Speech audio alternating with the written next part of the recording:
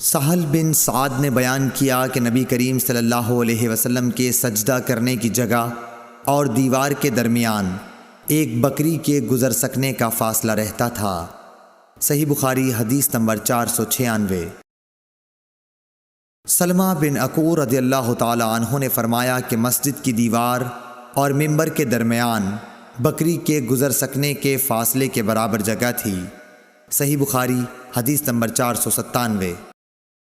نافع نے عبداللہ بن عمر رضی اللہ تعالی عنہ کے واسطے سے خبر دی کہ نبی صلی اللہ علیہ وسلم کے لیے برچھا گاڑ دیا جاتا، آپ اس کی طرف نماز پڑھتے تھے۔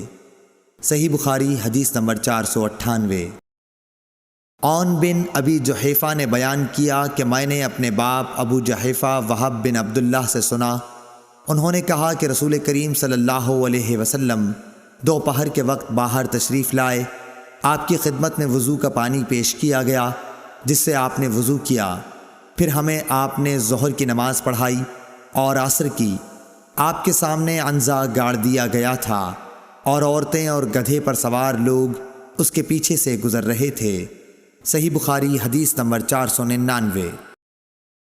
انس بن مالک رضی اللہ تعالی عنہ سے روایت ہے کہ نبی کریم صلی اللہ علیہ وسلم جب رفع حاجت کے لیے نکلتے تو میں اور ایک اور لڑکا آپ کے پیچھے پیچھے جاتے، ہمارے ساتھ عکازہ ڈنڈا جس کے نیچے لوہے کا پھل لگا ہوا ہو یا چھڑی یا عنزہ ہوتا، اور ہمارے ساتھ ایک چھاگل بھی ہوتا تھا۔ جب آن حضرت صلی اللہ علیہ وسلم حاجت سے فارغ ہو جاتے تو ہم آپ کو وہ چھاگل دے دیتے تھے۔ صحیح بخاری حدیث نمبر 500۔